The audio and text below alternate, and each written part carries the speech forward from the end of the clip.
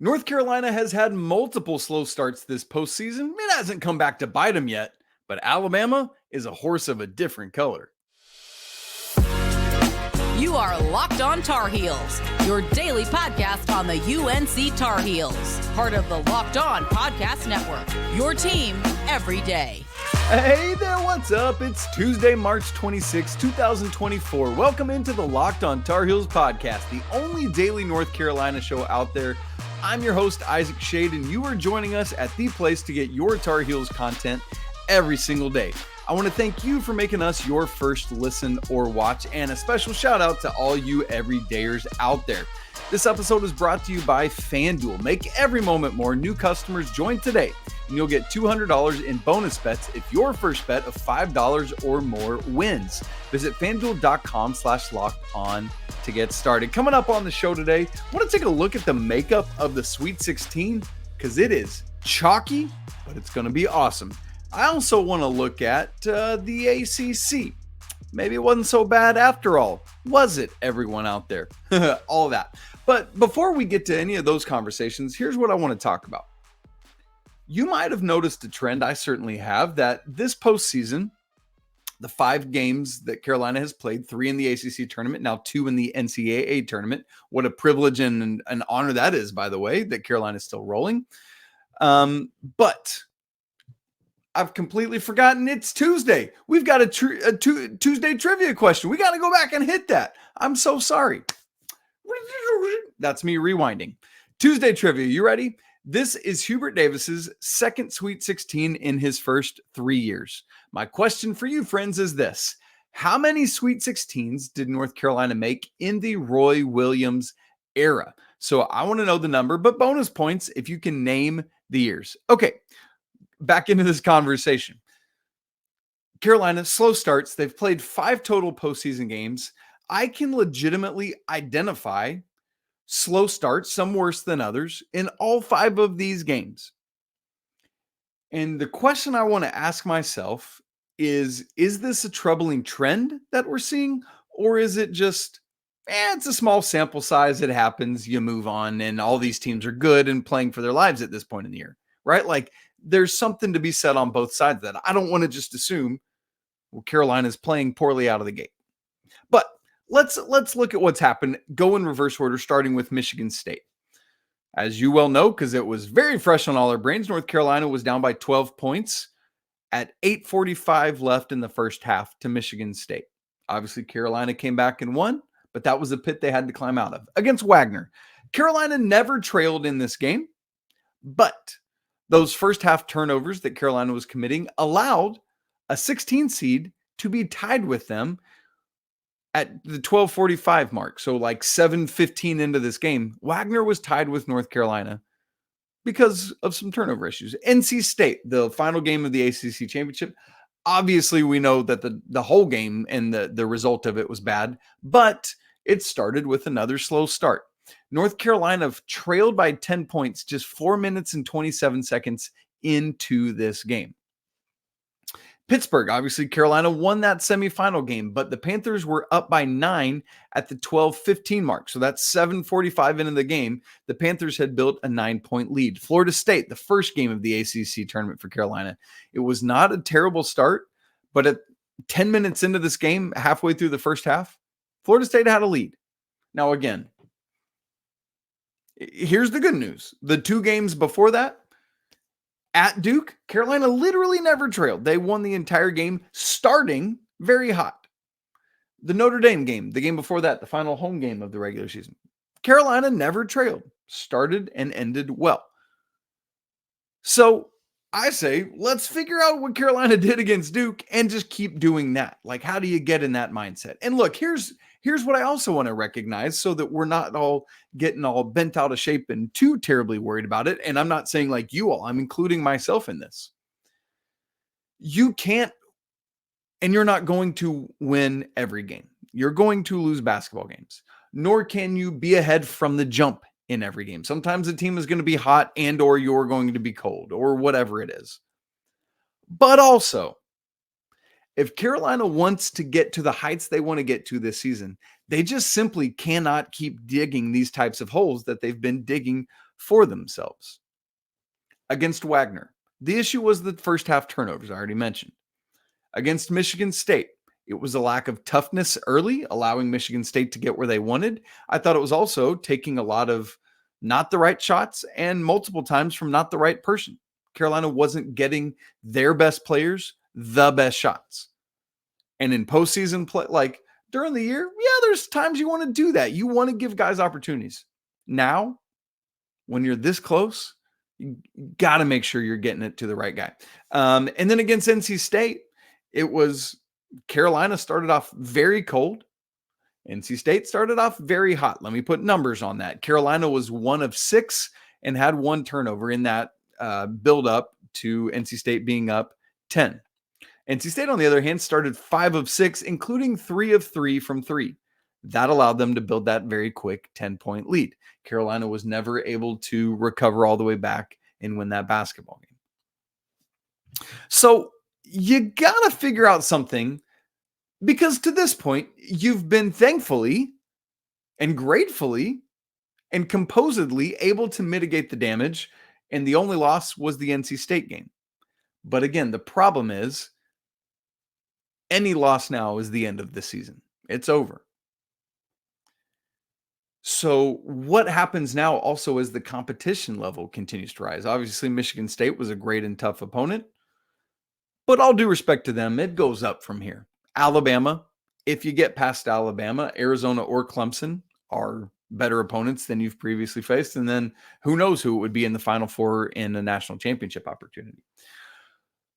So what happens as the competition level rises and you're giving up these early leads? Well, you know where my brain immediately goes when I think about that? 2008 Final Four, Kansas. You remember that? That was painful. And Carolina had a phenomenal near comeback, but ran out of gas because of trying to get that comeback. So at some point, one of these slow starts is going to bite you. And at that point, it's game over. And I don't want it to be this game. I want Carolina, who has the possibility of 4 more games this season, to string together hot starts, or at least cooling down the other team's start. Whatever it takes, do it. And Carolina's capable of that, as we well know. So what's at play here? There's a couple things I've tried to think of like what could be leading to these slower starts. And I'd be interested to hear your thoughts on it as well. Leave some comments if you're watching on YouTube. Hit me up if you're listening to it. Shoot me a tweet or a DM or something. But here are some things I've thought of that might be at play. Are the Tar Heels perhaps having a little bit of trouble diagnosing the opposition early? And I mean that both in terms of how the opposition is guarding you and what they're trying to do offensively, so how you have to guard them. Perhaps, like that's a thing sometimes. It just takes you a little bit of time. You think you know what a team's going to do, but what the teams do this time of year? Sometimes teams are just going to say, we are who we are. It's gotten us this far. We're going to keep doing it. Sometimes teams will be like, watch this wrinkle, and they'll throw it at you and see if you can diagnose it. Maybe Carolina's having some trouble with that. Is there something in the mental preparation for the game that's just not to the level it needs to be? Another option, are players not realizing just what level of locked in they need to be at? You've got Armando and RJ who have been here before and done it, not last year, obviously, but the year before that, went all the way to the national championship game. They've had these experiences. They know what it takes to be as locked in as that team was. These other guys don't. How do you bring them along? And then another possible thing, and I brought this up earlier, let me reiterate it, is maybe it's just a small sample size. And maybe we just say nothing to it, but you got to recognize the possibility of it. You know what I'm saying? Because it's been there. And so I think you do at the very least have to look yourself in the mirror and figure out, am I doing something or perhaps not doing something to prepare to the level I need to for this game so that we can be ready to go. So what do you do to fix it? I think that's where we got to land on this thing. And again, I'd love to hear your thoughts. What can Carolina do to fix some of these issues? Here's some that I've thought of. Number one, more paint touches. I Loved Carolina's game plan early against Wagner. We're going into Armando and to Harrison early and often and always. Now, I get it. That's not always going to be ideal because of teams fronting Armando or doubling immediately or whatever it is. But it might take RJ a second to warm up from outside, right? But getting the ball to Armando and either letting him score or facilitate early, establishing that post, I think that's a critical way to success. Number two thing I've thought of, perhaps it takes a bigger commitment on the defensive end to shut a team's water off, whatever that takes. Like, you know who your mark's going to be. And maybe now Carolina is realizing, oh, look, we thought we know what we need to be, but there's a different type of defense that we've got to be locked in on. And that leads me to the third thing I've thought of, that perhaps for the Tar Heels, right? Like, several people asked, why did it take Coach Davis getting just big mad for Carolina to lock in against Michigan State? I said at the time, I think part of that is good coaching on his part to recognize that he needed to, but also there might be a way in which Carolina needs to do whatever new thing they need to do to not just match, but exceed the intensity level, the edge, the toughness, the grit that they've played with so often this season. How do you get to 11 on that from the tip, from the jump? If Carolina can figure that out, I think they will be in great shape, and I'm not concerned. But here is the good news. Let me paint this picture. Just like they did Saturday against Michigan State, this is a veteran, experienced, and talented team who, if they do get down, and I promise you they will get down probably at some point again throughout the remainder of this season, unless they just blitz their way through the next 4 basketball games, which that would be great. But they have to trust themselves and the process and all of their work and preparation. So when Carolina does get down, that's how they got to handle it. Because I'm just telling you right now, a slow start against the nation's number 4 offense at KenPom, which is what Alabama is, you're going to find yourself potentially at the bottom of a pit that's going to be very difficult to climb out of. Well, thankfully, Carolina was able to climb out of their pit against Michigan State and carry on as part of what is a very chalky Sweet 16. Why is that good for basketball? I'll tell you about it in just a second. Right after I tell you this episode's brought to you by FanDuel. Say goodbye to busted brackets because FanDuel lets you bet on every game of the tourney. And thank goodness, because my daughter Poppy and my son Paxton are killing me in the brackets right now. So whether you're betting on a big upset or a 1 seed, it's time to go dancing on America's #1 sportsbook right now. New customers get $200 in bonus bets if your first $5 bet wins. That's $200 to use on point spreads, money lines. You can even pick who's going to win it all. Right now, Carolina is favored by 4.5 over Alabama. Or how about the odds for the West winner? Arizona has the best odds at +110, then Carolina at +180, Alabama at +410, and Clemson at +950. Maybe you disagree with those odds, but if you do, it's good news for you because you'd make more money. So if you want to get in on that action, visit FanDuel.com/locked-on and bet on college hoops until somebody cuts down the nets. This episode is also brought to you by eBay Motors. Passion, drive, patience. What brings home the winning trophy is also what keeps your #1 ride or die alive. eBay Motors has everything you need to maintain your vehicle and level it up to peak performance. From superchargers to roof racks, LED headlights to exhaust kits, and more. Whether you're into speed, power, or style, eBay Motors has got you covered. With over 122 million parts for your #1 ride or die, you'll always find exactly what you're looking for. And with the eBay Guaranteed Fit, your part is guaranteed to fit your ride every time or your money back. Because with eBay Motors, you're burning rubber, not that hard-earned cash. So with all the parts you need at the prices you want, it's easy to turn your car into the MVP and bring home that win. Keep your ride or die alive at ebaymotors.com. Eligible items only, exclusions apply. eBay Guaranteed Fit only available to U.S. customers. All right, North Carolina has made the Sweet 16 for the second time in the Hubert Davis era, second time in 3 years. I guess they'll let them stick around for a while. Yeah, I'm salty. The thing is, when the first round ended, you look at what we call seed aggregate. If you're not sure what that is, basically what you do is you take all the teams and that are left, and you add up just the sum of all their seeds, and you get a total, and that tells you like if it's really a lot of chalk or if it's a lot of upsets. So for example, after the round of 32, the seed aggregate was 199. And that is actually a pretty high number. So you know me, I'm a dork. I keep stats. That's the 7th highest round of 32 seed aggregate since the tournament expanded back in 1985, what I call the modern era of college basketball. But then everything flipped in the round of 32 because all of those potential Cinderellas laid down and died, and all the better seeds, the more, let's call them better. It's always weird when you say higher seeds.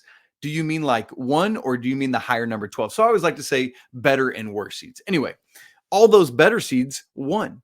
In fact, in the entirety of the round of 32, there were only 2 seed upsets. I'm not talking about betting lines, just seed upsets. One with was a 5-4 Gonzaga over Kansas, and the other was Clemson, which was just a 6-3. Those were the only 2 seed line upsets in the entire round of 32. Consequently, we flipped from the seed aggregate 7th highest of all time to now in the Sweet 16, it is the 6th lowest of all time at just 53. The lowest we've ever had happened twice. It was 49 was the seed aggregate. That happened back in 2019 and also in 2009. So yes, the Tar Heels won the national championship as part of one of the 2 chalkiest Sweet 16s ever. That means the competition is really good. Now, here's what you need to know, because I know some folks out there might be bemoaning the lack of true Cinderellas, because even NC State, the lone double-digit seed remaining, they're a Cinderella in terms of not expected to be here, but they're not a Cinderella in terms of like being a mid-major. I mean, this is a high major team that raced to the ACC Tournament championship. And so for that reason, we don't really define them as a Cinderella. And so as you look at this, yes, I understand the potential disappointment, but one of the mantras I always use is upsets early, chalk late. Why? Because we want to see the upsets happen. We want to see a couple of these big time teams get knocked off. But let's be honest about this. When we get to the Sweet 16 and beyond, Elite 8, Final 4, National Championship, what do we want to see on the court? The most high-level basketball from the greatest programs. And that's no offense intended to mid-majors or lower teams or anything like that. But it's just, if you want to see the best basketball, it's going to come from your North Carolinas and Dukes and typically Kansases and UConns and this, little run we've had the last couple of years, Purdue and things like that. That's who you want to see. And here's the great news. That's who we got. So maybe there's disappointment in no Cinderellas in the Sweet 16 because it's really chalky. But the good news is that the on-court product is going to be, or should be, phenomenal, because we've got all 8 of the top 2 seeds, all 4 number 1s, all 4 number 2s, 4 of the 8 3s and 4s. We got 2 3s, 2 4s left, 2 5s, and then a 6 and 11. That's it.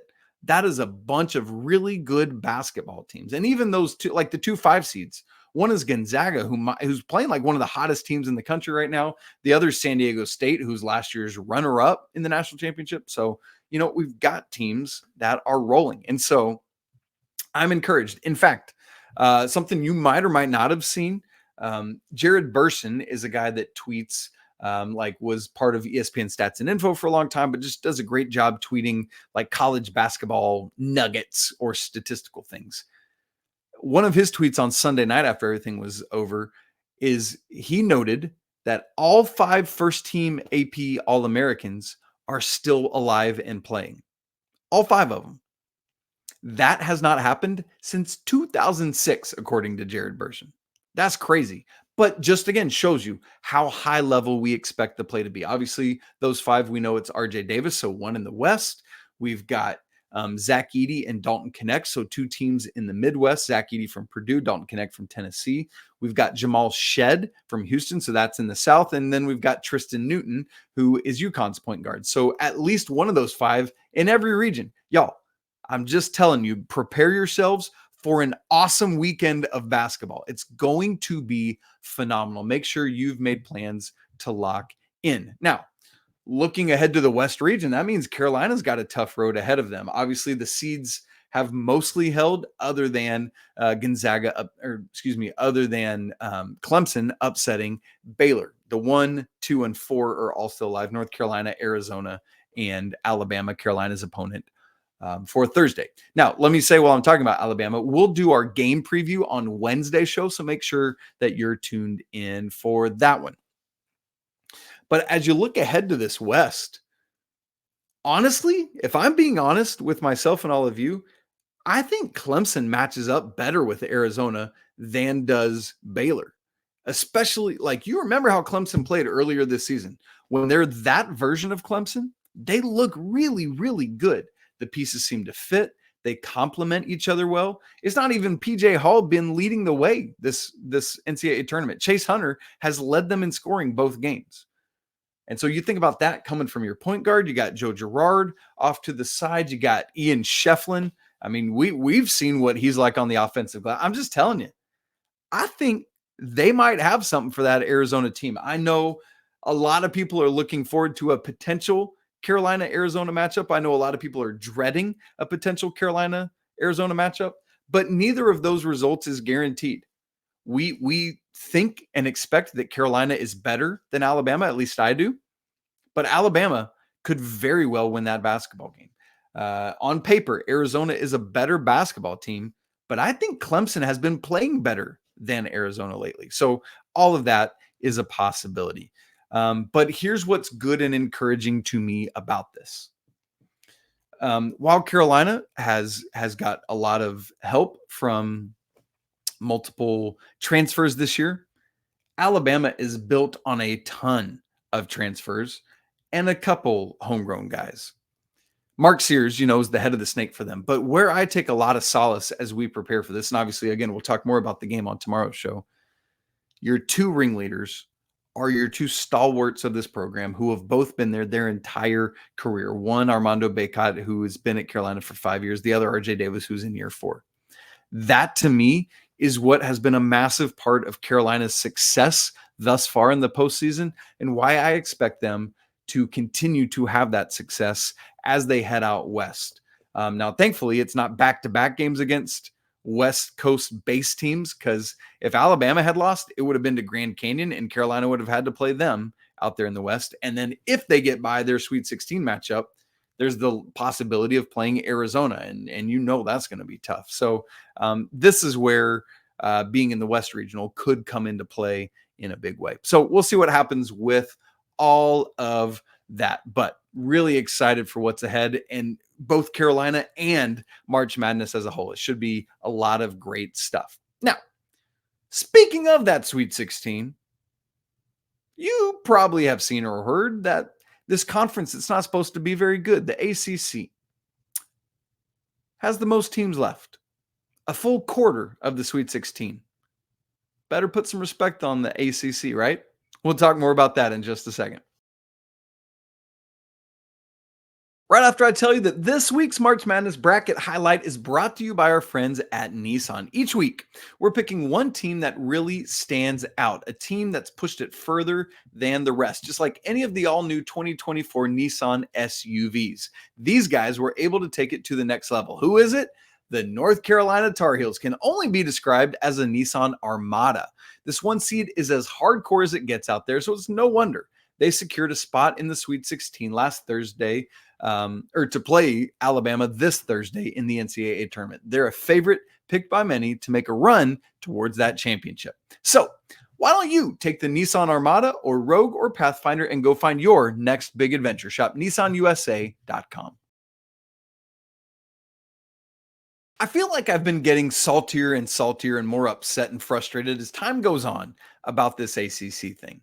Look, I get it. I hear it that computer metrics say it's so much lower, but if we're being honest, it's the bottom feeders bringing it down. And I get it, because the ACC, when it was just 9 teams, was perennially the best team in all of college basketball. And so we really need these teams at the bottom to step up. And I know there's all the national conversations going on right now about what the ACC is going to be, and will Carolina be there, and everything that Clemson and Florida State are doing, right? But I tell you what, I want Carolina to do what's best for Carolina. And if that means leaving, I'll support it. If it means staying, I hope that that's the reality of it, because I love the ACC. I've grown up on the ACC. It's what I want to see happen. And so as long as Carolina is a part of this conference, I'm going to defend it because I believe in it. And while some computer metrics and algorithms and stuff say it's not that great, you know what people care about? Winning at the end of the season. And that's what the ACC has continued to do. You talk about national championships, right? Like that's the thing people remember most. In the past 8 tournaments, Carolina and actually the Big East are tied for the most national championships with 3 each. ACC obviously has Virginia in 18, North Carolina in 17, and Duke back in 15. Big East, the 2 Villanova ones, and then UConn last year. So they're tied. Big 12 has Kansas and Baylor. Last 8 national championships. Those are the only 3 conferences that can boast a national champion. But the ACC is tied for the most. What about Final Fours? Because that's the second biggest metric we measure this by. How far back you want to go? You want to do the last 10 Final Fours, go back a decade? Cool. North Carolina. ACC has the most. 8 Final Fours in the last 10 years. Obviously, that number will change as we get further in here, but the ACC has 4 of the final 16. We'll see what happens. The next closest in that span, by the way, not the Big 12. Big East, Big 10 each have 6. SEC has 5. Big 12 has 5. Oh, it's only been in the last little bit that the ACC hasn't been as strong. Oh, okay. Let's go back to the last 5 years. How about that? In the last 5 years, the ACC is tied with the Big 12 for the most, but the most at 4. Big East has 3. Big 10 has 2. Nobody else has more than 1 in the last 5 years. Oh, it's even shorter time than that. The ACC's only been bad the last 3 years. Is that what it is? Okay, great. Since COVID, so 21, 22, 23. All right. Let me look at the last 3. Oh, I'm sorry. The ACC has the most Final Four participants in the last 3 college basketball seasons since COVID with 3. Big 12 has 2. Big East has 2. Nobody else has more than 1. I am sick and tired of all this noise about the ACC not doing it. So fine, use your metrics, whatever. But at some point, you got to start recognizing that when these teams are outside of what Virginia did this year, woof. When these teams are making it to the NCAA tournament, they're winning. Yes, they're winning games they're supposed to win, but they're also winning games they're not supposed to win. NC State. How about Clemson? Sure, they were the underdogs against Baylor, where Baylor was the 3 and they were the 6. But Clemson was the underdog against New Mexico in the first round game when Clemson was a 6 and New Mexico was an 11. They were underdogs. What are we doing? The Mountain West brought 6 teams in. All I heard about and it was a strong conference. They only got 1 team left. So sure, maybe they had some width and a little bit of depth, but there's no top end elite. San Diego State's about to get blitzed by UConn on Thursday, and then Mountain West is done after that. Mountain West, come on, what are we doing? ACC, 44 straight years with at least 1 Sweet 16 team. That's the longest streak in the nation. Second closest, 25. 19 years shy of the ACC's streak. Now, here's what's getting really interesting. Commissioner Jim Phillips told Nicole Auerbach in an article for The Athletic, quote, "We can't continue to live with what's happened the last 2 or 3 years." Meaning that the ACC's got to get something figured out, because clearly our teams are performing at a high level when they get in, but these gatekeepers aren't letting them in. And I think that's part of the issue, is that the selection committee, and I say this with all due respect because I know that Bubba Cunningham is on the committee. But I know he's fighting when he can, but he's got to step out of the room anytime North Carolina is talked about. So, it's like, how much can he step up and speak? Like, I just think there need to be potentially some other minds in that room where it happens, by the way. But one of the things Commissioner Phillips talked about is, hey, maybe we reduce the league schedule to 18 games, and that gives you a little more flexibility. That's 2 more non-con games where you can go schedule tougher opponents if that's what it needs. And so I'm just tired of this self-fulfilling prophecy of, like, if North Carolina loses to Clemson as they did at home, the storyline is, oh, North Carolina must be terrible because Clemson beat them in the Dean Smith. How about Clemson's in the Sweet 16 and they're a really good basketball team? Meanwhile, if somebody in the Big 12 loses to a middling team, it's, oh man, that league's so deep. Totally understandable. I get it. Come on, man. Get out of here with that. I don't need that. The ACC is so good, and they're proving it. Something's got to get fixed. Here's the Tuesday trivia answer. How many Sweet 16s did North Carolina have in the Roy Williams era? Bonus points, by the way, for naming the years. The number was an even 10. Let me give you the years. 05, 07, 08, 09. So it's a 3-year streak, 07, 08, 09, 11, 12, 15, 16, 17, 19. Woof. And so that's another 3-year streak, 15, 16, 17.